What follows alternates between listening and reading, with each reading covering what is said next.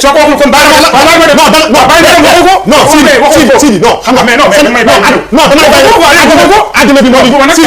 adduna moo ñu seetaan boo ko jiñee yaa wax nee nga waxoo ko waaw d'accord Sénégalais yi ngi dégg waxoo ko mais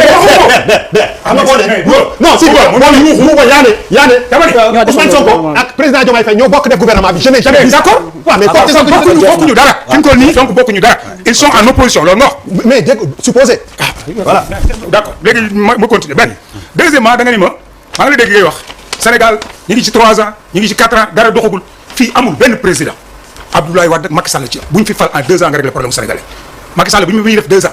Mimi Touré 2014 il était ci lañ ko génnee ci gouvernement boobu Abdoulaye Macky Sall mi ngi soog a def 2 ans y avait le premier ministre Abdou Mbaye y avait le premier ministre Aminata Touré ñu naan dëkk bi dafa Macky jël 500 bi di ko tuddee Macky Sall Abdoulaye Wade toog na ba 2000 lañ ko fal ba 2004 mu naan ay chantier parce que lan nee na Idrissa Seck liggéeyu ko amul benn président bu ñu mus a fal Sénégal en 2 ans nga liggéey réew mi ba nit ñi gàcce ngalaama moo tax ma ne la sànq dafa mel ni ñu ngi soog a fal gouvernement benn le président bi ñu fal yaa ko mag Bassirou Diomaye Faye dafa nekk inspecteur des impôts ngi may formé un parti ñu tuddee ko lan le PASTEF mu nekk un cadre sénégalais jànge fii am fitu ndax bëgg réewam ak politique bi muy def d'une manière saine du kuy diil bu doon diil ci kaw kaso bi lay diile pour nekk le candidat da ko wax devant tous les sénégalais amul benn affaire bu mu signé ba tax tey épée di nekk ci bopp bi ça n'existe pas mais il a toujours tenu un langage de vérité aux sénégalais li ñu fi fekk la ñu wax li tax nit ñi jëlee fi Macky Sall ak régime am c'est pas que le président Macky Sall n'a pas un bilan non mais day am fu muy toll réew toll foo xamante ni sur le plan économique nit ñi dootuñu d'accord ñu def changement indi ay nit bi ñuy def changement di indi ay nit bu doon tout était rose kon changement du fi am le président Bassirou Diomaye Faye bi mu toog ak léegi sànq ba léegi yéen a ngi koy nangu yéen ñëpp nga ni prix wàññi nañ ko nga ni essence wàññi nañ ko waaye lii waaye mais crise bi am au niveau mondial sax France ña ngay yokk essence yaa ngi koy suivre na xam naa da ngay xool les télé françaises amul fu prix yokkul mu mel ni sénégalais les efforts yi président Bassirou Diomaye Faye def ba wàññi prix ba essence bi ñu téye ko y a la guerre en Iran pourquoi la guerre en Iran moo tax tey ñuy woo français yi di yokk seen essence ba le gouvernement français le gouvernement Le Cornu defar ay chèques pour que les français yi gën a nekk en difficulté wala yi gën a utiliser seen oto ñu leen ciy jàppale ñun suñu président ni tant que mi ngi koy man day téye les prix tant que mi ngi koy man day téye les prix mais am na foo xamante ni bu fa yeggee il fera la vérité des prix Sénégal amul benn yoon boo xamante ni dafa nekk en cessation de paiement Sénégal amul fu mu honoré wul ay engagements internationaux Sénégal amul fu mu fayewul ay salaires Sénégal amul foo xamante ni tey jii dafa am ay engagements yu mu jël muy ci étudiants yi muy ci santé muy ci fenn foo xamante ni respecté wuñ ko maintenant que ni la situation est difficile mais la situation elle est difficile partout et le président le dit mais il cherche des solutions il est là depuis 2 ans quand il change de gouvernement nga ni non gouvernement bi ñu changé mais Macky Sall il a changé 2 fois de premier ministre il y avait ton grand frère Youssou Ndour dans le gouvernement d'ailleurs laaj ko le troisième premier ministre de Macky Sall kañ la ñëw en 2014 en juillet 2014 Macky Sall 2012 la yor réew donc ça veut dire que amul kenn ku fi yor am réew fii ci Sénégal rapidement bu ñu wax dégg naa la aussi nga wax ni non les bailleurs de fonds ñoo téye seen xaalis mais les bailleurs de fonds ak ñiy wax léegi sànq naan le BTP mais boo ñëwee ci am réew am loo jaay Sénégalais yéen a ko wax jubal jubanti mais c'est pas un slogan le président Bassirou Diomaye Faye mën naa am at yi mu am kan bu doon tey yenn nit ñi la xam nga ci lu muy nekk ci ndaataa talax bi mu fi fekk mais dafa arrêté les BTP là pour la defu ko mais xam na ni day am problème sur le plan économique c'est clair mais boo dee defar da ngay boo dee tabax on ne peut pas faire des omelettes sans casser des œufs booba fu ne ñu ngi fiy tabax biir Dakar mu arrêté ko mais il fallait le faire mais da nga yaakaar ni loolu da ngay yeew rek le bon vouloir d'un président comme ça parce que daf ko neex mu téye le BTP mais ci gouvernance la bokk ci jubal jubanti la bokk l'exercice économique qui a été fait pour déterminer dettu Sénégal fan la toll da ngay yaakaar nit ñi dañuy jug di ko wax comme ça mu leen di neex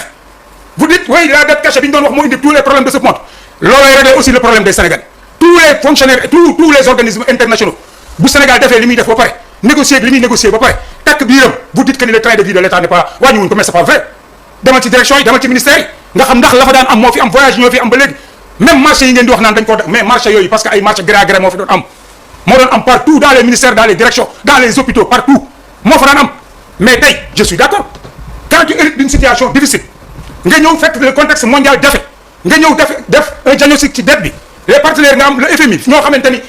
ñi ngi fi depuis des années et des années et des années daan nekk en partenariat avec le Sénégal boo wóoluwul sa bopp lu ñu la wax def ko nga def mais le président Bassirou Diomaye Faye a fait face pour l'intérêt de ce pays parce que nag moo ko la benn affaire bu muy demee mooy bu doon benn mandat lay am sax na fi am mais li mu wax ak sénégalais yi loolu lay def il n'est pas obnubilé par un deuxième mandat boo yaakaaree ni président Bassirou Diomaye Faye dafa taxaw tey yi mu koy def pour un deuxième mandat vous vous trompez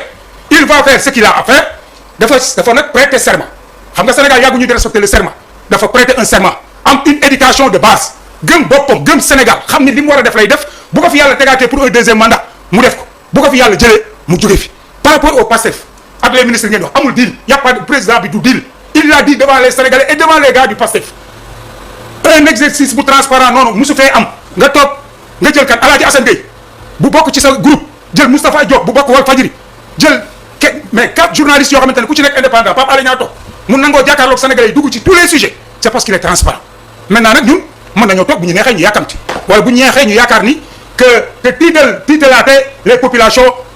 oui réew mi non ce pays-là ira de l'avant et à partir de maintenant et à partir de cette année Sénégalais à partir de ce gouvernement les Sénégalais dinañ commencer di gis loo xamante ni day raw li fi nekkoon rek mais li fi nekk je dis pas que ni Sénégalais yi tey sonn nu ci je ne le dis pas mais au monde muy États-Unis muy Allemagne muy France ak y a pas un pays booy dem boo xamante ni tey seen population yi nekkuñu di jàmbat ay prix nekkuñu di jàmbat ay pouvoir d'achat ça c'est mondial rien que pour la waxuma sax Ukraine nga xamante ni c'est depuis des années mais rien que la guerre entre les États-Unis et l'Iran li mu tëj commerce international képp ku dul naafeq xam nga ni tey am na lu mu influer ñun Sénégal ba léegi le président Bassirou Diomaye Faye dafa téye les prix benn Sénégalais du wax ni dañu maa yokkal samay prix et il pouvait le faire yaa ngi may wax ni ma dañoo am problème xaalis mais bu ñu amoon problème xaalis le gouvernement a toutes les raisons pour yokk les prix il a toutes les raisons pour yokk les prix pétrole beeg gaz bi ñu am ñun tey suñu xaalis ni ñu koy utiliser à bon escient si contrôle yi ci am jubal ci bënt bi président bi commence sànq maa la dégg nga waxu fonds politique mais le président l'a expliqué il a parlé des fonds politiques devant les Sénégalais mu wax lan moo tax entre gouverner nag ak moo fi waxoon lii ak moo fi waxoon lële président bi ak lu mu mënoon a wax xam nga kañ la waxam compte mooy wax bi mu wax devant le conseil constitutionnel mooy soit prestation de serment devant les Sénégalais devant la constitution mu jël ay responsabilités am la mu waxoon ba ba mu fiy jógee da koy respecté mais Sénégalais buy xaar ni Bassirou Diomaye Faye day nekk ci deal wala wax Sénégalais lu leen neex wala tey réew mi mu yor ko yor boo xamante ni dañ naan accam du fi am mën nañoo wax c'est difficile mais képp ku fi objectif xam ni ce monde bii ñuy vivre moo jafe te il est en train de faire des choses yoo xamante ni muy dans les écoles muy dans les universités muy dans les centres de santé muy partout dans l'économie sénégalaise amu ci lenn loo xamante ni da ngay toog tey ni Sénégal accam non am na nag lu fi amul am na xaalis boo xamante ni danaan circuler comme pas possible bu circuler tout parce que effectivement bi ñu demee ba xool suñu façon train de vie de l'État xool aussi la dette bi nga xamante ni moom la Sénégalais yor état bi takk biiram par force ñi daan gagner marché par force le secteur informel bi xaalis bi daan wàcc par force ñi daan dem ci discothèque yi di battre day wàññeeku mais nag nañu am tuuti patience avec le président Bassirou Diomaye Faye ñu am ci moom yaakaar c'est un jeune bu fi nekkul pour di folklore c'est un jeune bu fi nekkul pour di jub bu di ñàkk a jubal c'est un jeune boo xamante ni yéen a ko wax léegi Moussa Sarr yéen ñëpp def témoignage bu mag un président de la République bu dem jëlee un ministre de la justice yéen ñëpp ngeen ni c'est un ministre mais kooku boo war leen am ci moom yaakaar justice nga xamante ni tous les présidents moom lañu daan utiliser yenn saa yi vous voulez une chose et son contraire mais nag leen rek laa ñaan yàlla vous êtes nombreux à tirer sur ce régime mais j'espère que les Sénégalais sont assez avertis pour savoir qu'ils ont en face d'eux un jeune président patriote un président boo xamante ni en 2 ans amul fu ne dem na fa ci monde bi amul fenn fu ñu ko xeebe dans ce pays amul kenn ku ko joxul cër dans ce pays amul kenn ku naan le président bi ci jëlul Sénégal teg ko ci kanam te noonu lay yore réew mi et dara omnibulé wu ko nag il fera face avec sa coalition Diomaye président qui fera face à toutes les velléités politiques ça je peux te le dire et lui il se chargera des problèmes de ce pays de la solution des problèmes de ce pays n'en déplaise à certains mais on fera face et lui avec son calme légendaire ak yaakaar bi mu am ak yéene bi mu am ci réew mi li mu man dina ko def ci réew mi mais arrêtez de donner des leçons arrêtez de donner des leçons vous n'êtes pas plus démocrate que les gens fii on s'est battu dans des circonstances très difficiles ñun dañu xeexuñu ay xeexantu de dañoo xeex pour ce pays pour les bonnes causes pour la démocratie pour le renforcement de la démocratie pour le jubanti amu fi kenn ku choisir la solution de facilité dans sa vie ça n'existe pas amul du man nii toog du ñu ne ci biir coalition bi du en premier chef le président Bassirou Diomaye Faye ndax wax naa la fi mu jaar maintenant dans toute œuvre mën nañ koo parfaire à chaque fois mën nañuy waxtaan pour jéem a indi le 1 plus mais quand quelqu'un yor am réew 2 ans yow nga nekk ci réew moomu Abdoulaye Wade bi ñuy célébré 2004 la wax ne sa yemay chantier ci lay soog a génn sur terre 2000 lañ ko fal président Macky Sall ba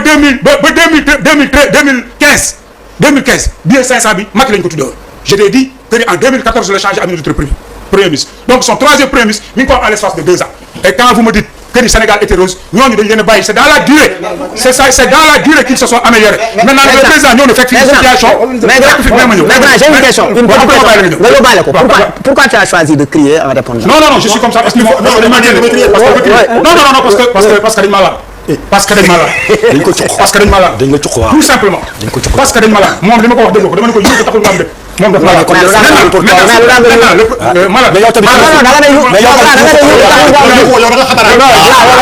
dégg naa ko mu ni Makhtar Cissé dem nga ba même la nomination de Makhtar Cissé gis nga malal ma wax yéen ñaar après ngeen def ci ping. non lan la ñu wax ci nomination de Makhtar Cissé mais lan la ñu wax ci nomination s'il y a une personne qu'on respecte non yow sa xataraay bi nag bu ñu boole Sénégal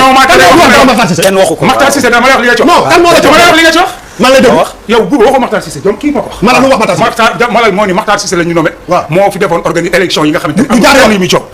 kan moo ko nommé loolu wax non non dama ne dama ne bu ngeen ko nangul mën a c'est pas ce que je ne waaw bu ngeen ko nangul mais dama ni man kay damay wax dama ni pour ça xam nga c'est pour dire quoi c'est pour dire que ni bu ngeen amee ay suspicion il faut que ngeen fàtte non vraiment il faut que ngeen fàtte dama laa déglu dama laa déglu yow ku la déglu il a l'impression que ce pays est en retard de 20 ans il a l'impression que tey ce pays là nit ñi dañuy bëgg a dee te ce pays là nekk nga fi yow nekk nga fi non bu leen maa awante waaw nekk nga fi réew mi ñu naan dëkk bi dafa mag nga nekk fi yow laa yow Bouba 2 ans durant ñu naan dëkk bi dafa mag nga koy dégg dëkk bi fi mu mujjee mooy que ni fireeku dafa jomaay fi mu toll nii nag kenn neewul dëkk bi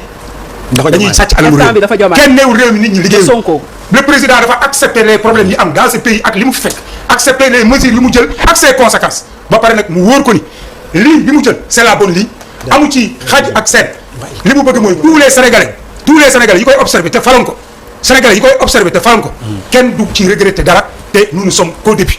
merci nga baal ma rek parce que bon quand même c'est pour 2 minutes rek ngir yàlla parce que bon j'ai l'impression que man rek maa wax quoi man rek maa wax waaw non dama ne man li ma wax ci beneen question bi du ci wax li mu wax dafa bëri non léegi xoolal dinaa wax ci beneen ah non doo ci wax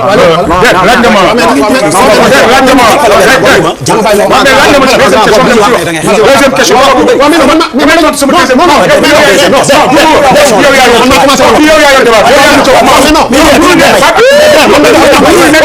mënul nekk tontonte mag yow man daf ma posé question yow débat bi kii moo koy Sidi waaw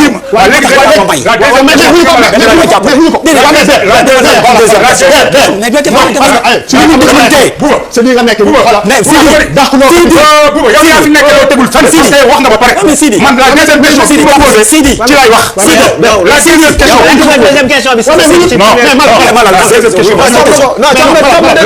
question bi xam nga loolu indi coow yëpp yow nga naan sa deuxième la deuxième question bi ñu ma posé remercie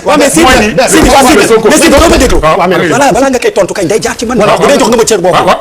ah léegi moom man j'allais donner la parole à xaritu voilà kii pour 2 minutes xoolal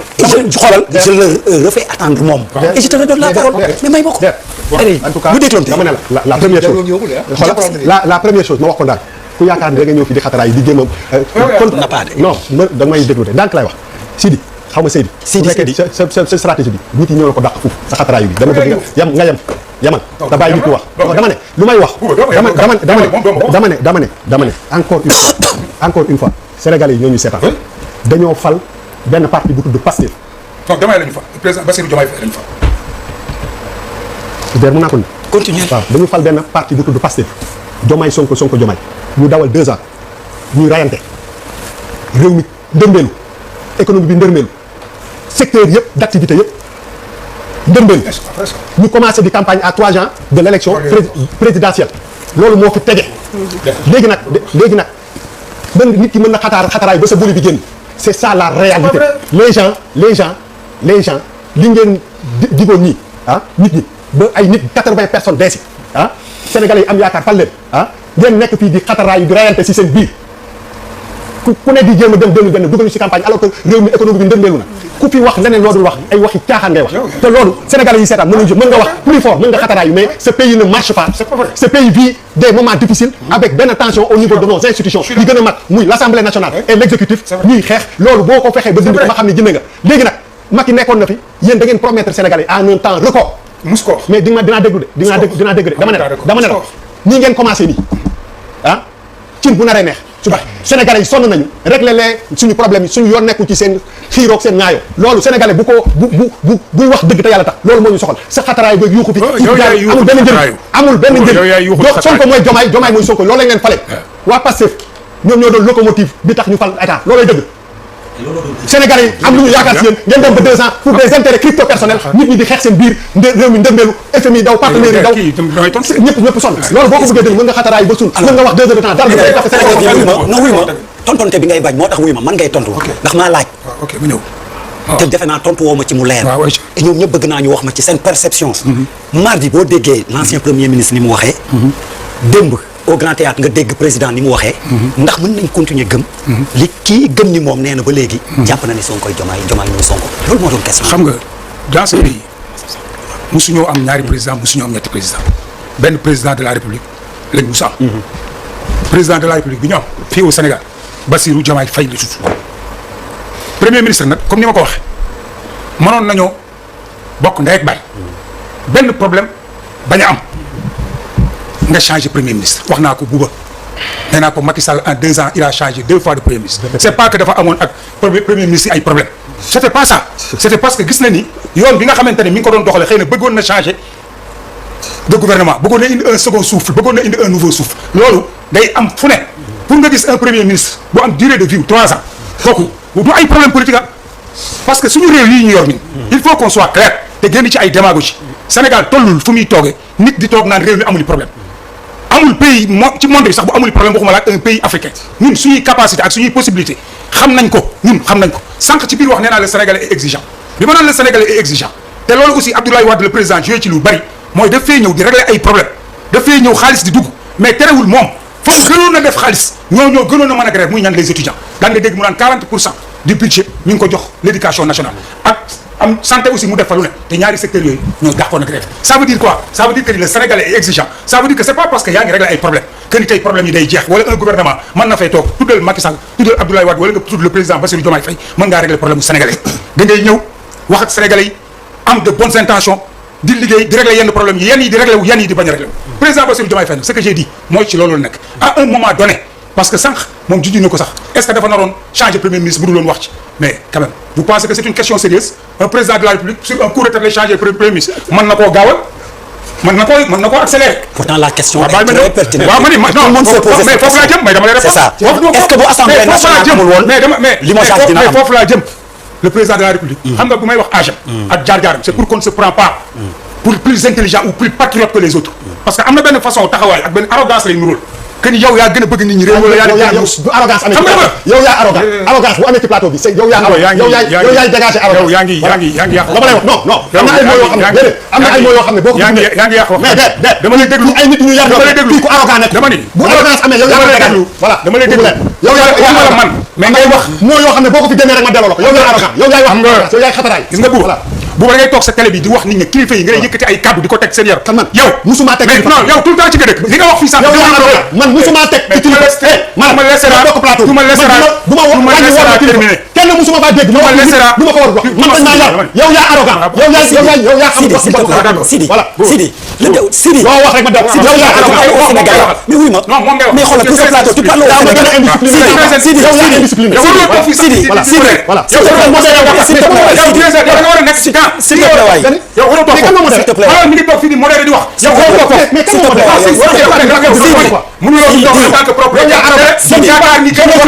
je ne suis pas propriétaire de la télé. je suis une personne pure à toog Sénégalais ñoo ma jiite pas yow. mais bu leen cristalliser coow li entre yéen ñoom la mais c'est lui tontonte bi mais yow yaa arrogant boo ma nee arrogant yow yaa arrogant Sidi xoolal Sidi s'il te plaît parle au Sénégalais je t'invite à parler au Sénégalais yow yaa mënul dékku dara yow yaa arrogant Sidi parle au Sénégalais s'il te plaît. oui mais dina ma bàyyi moo xam. ah même au Sénégalais s'il te plaît. moi je parle au Sénégalais. moom ngay waxal mu noppi. non bu ma nee arrogant ma ne ko yow yaa arrogant c'est aussi simple ça. boo ma nee da nga arrogant je ne t'ai pas dit da nga arrogant man je ne t'ai pas dit da nga arrogant. je ne t'ai pas dit da nga arrogant. ah non non non j'ai dit et dama ciy jaarat j'ai dit que ni tey c'est une forme d'arrogance que nga toog yaakaar ni yow nit ñi yaa leen gën a nekk patriote wala yaa leen gën a bëgg réew mi wala yaa leen gën a jub wala yaa leen gën a nekk démocrate. on a un président patriote boo xamante ni jub na boo xamante ni aussi intelligent na te bëgg na réew mi boo fi c'est partant de tout ça ak ci jaar-jaaram ak ci cursusam parce que nag fii ku ne xam na kan mooy kan fii ku fi def rek xam na bu doon def na fi kon nit ñi xam nañu la mu wax. bàyyi ko mu yeggali. mais laisse finir Bouba bàyyi ko mu jeexal keneen wax s'il vous plaît Bouba laisse finir Bouba bàyyi ko mu jeexal jeexal sinon débat bi day yàqu sa jafe. Sidi Sidi